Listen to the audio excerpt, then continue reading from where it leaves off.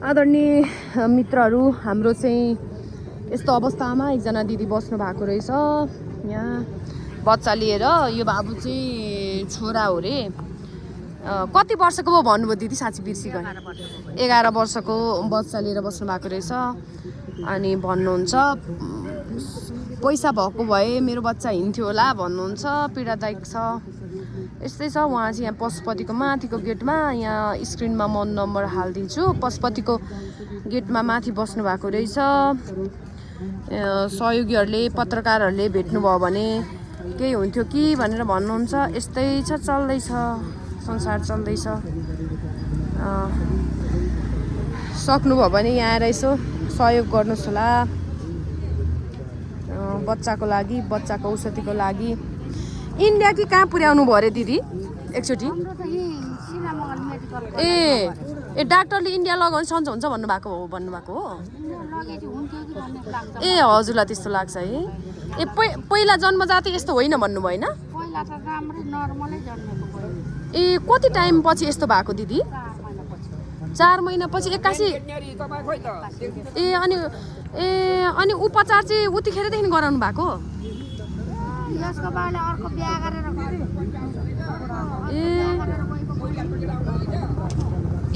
बिहा गरेर गएपछि अनि मैले त कति दुःख पाएँ यस्तै ए उसको बाबाले चाहिँ अर्कै बिगाउनु भएको? ए है। कतिवटा बच्चा हजुरको दिदी? 5 जना। यो चाहिँ बाबु? छोरा 2टा छोरी। ए यो बाबु चाहिँ सबैभन्दा कान्छो? सबैभन्दा सानो बाबु। ए अनि यहाँ चाहिँ हजुर कति टाइमदेखि बस्नु भएको छ दिदी? ए त्यसपछि यहीँ हुनुहुन्छ हजुर? यही ठाउँमा बस्नुहुन्छ?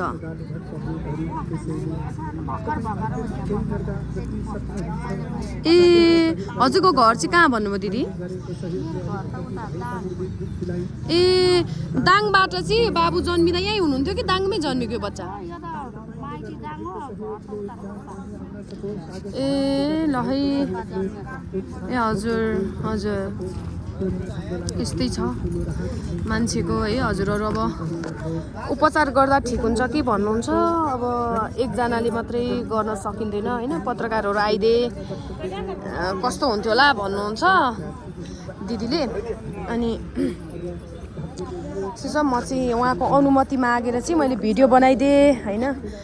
केही राम्रो हुन्छ कि उहाँहरूकै लागि भनेर म स्क्रिनमा नम्बर राखिदिन्छु। नम्बर कन्ट्याक्ट गरेर हजुरहरू आउनु मन लाग्यो भने, हेल्प गर्नु मन लाग्यो भने चाहिँ आउनुहोस् होला। अनि हाँस्नु चाहिँ घरिघरि हाँस्दो रहेछ है? बोल्दैन? उयो भाइले पनि भिडियो गरेको।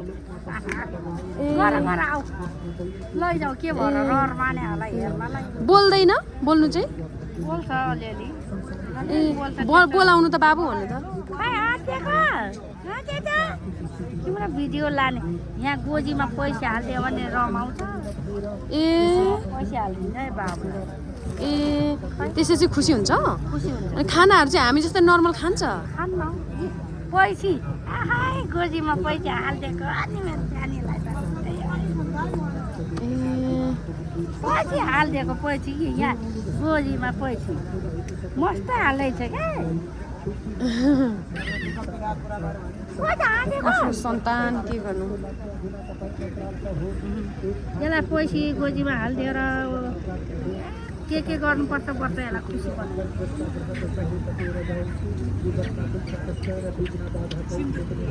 आफ्नो सन्तान कति माया हुने के गर्नु?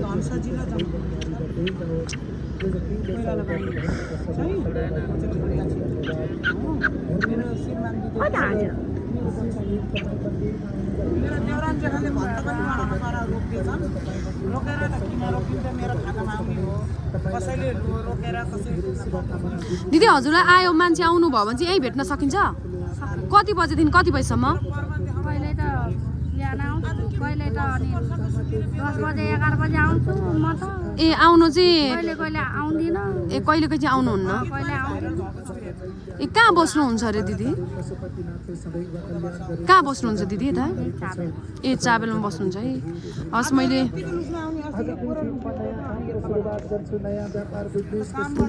के भन्नु यस्तै छ के भन्न सकिन्छ आफ्नो बच्चा